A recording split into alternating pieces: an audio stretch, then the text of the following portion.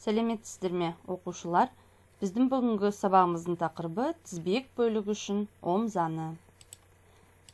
Сабақтың оқу мақсаты тізбек бөлігі үшін ом заңын есептер шығаруда қолдану. Жаңа тақырыбымызды бастамас бұрын сіздермен қазір бір видеоны тамашалайық.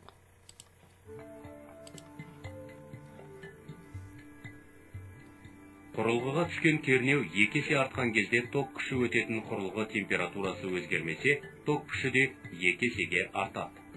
Кернеу 3 есеге артқан жағдайда ток күші де 3 есе артады. Тағы солай сияқты. Яғни, ток күші кернеуге тура пропорционал болған жағдайда ом заңы сақталады.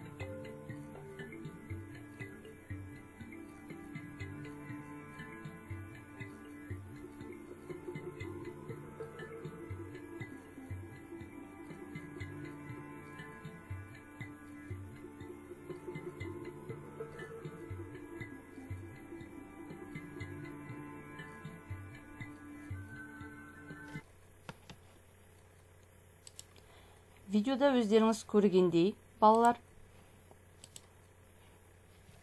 ток күші мен кернеудің арасындағы байланысты көрсетеді. Яғни, кернеуді неше есе арттырса, ток күші де сонша есе артады. Яғни, ток күші мен кернеу бір-біріне тура пропорционал.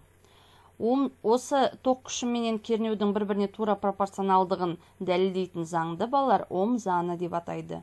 Ом заңы тізбектің бөлігіндегі ток күші осы бөліктің ұштарындағы кернеуге тура пропорционал, ал өткізгіштің кедергісіне кері пропорционал болады. Кедергі дегеніміз зарядтардың қозғалысын тежейтін фактор. Ом заңы келесі формула түрінде беріледі.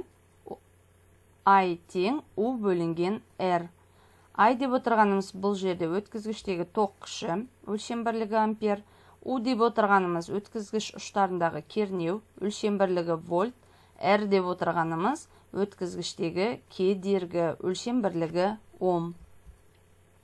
Формулада көрініп тұрғандай, видеода өздеріңіз байқадыңыздар, ток күші мен кернеу бір-біріне тура пропорционал, ал ток күші мен кедергі бір-біріне кері пропорционал. Яғни, кедергі артқан сайын ток күші кемейді, немесе кедергі кемеген сайын ток күші артады.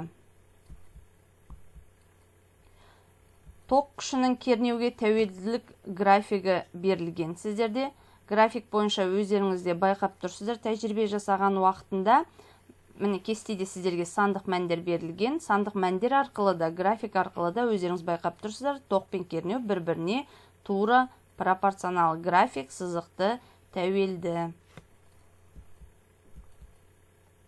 Ток күшінің кедергі тәуелділігін қарастырайық. Сандық мәндер график кестеде берілген. Кестеге қарасаңыздар, кедергі артқан сайын ток күші кеміп жатыр. Ол графикта да көрсетілген.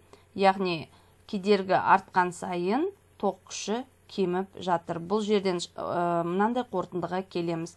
Ток күші кедергі кері пропорционал, график гипербола.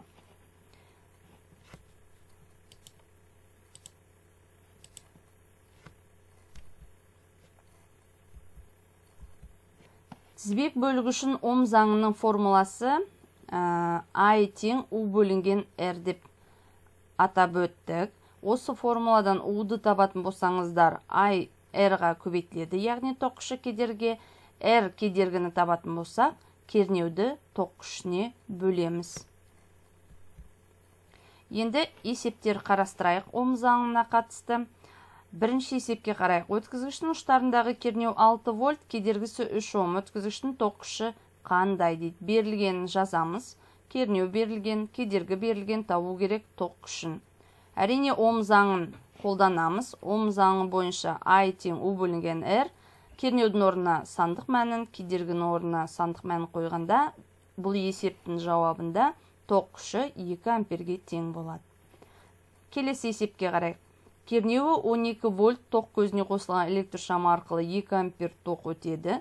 Кедергісі қандай? Бізге кернеу берілген. Кернеу U әрпімен белгіленеді.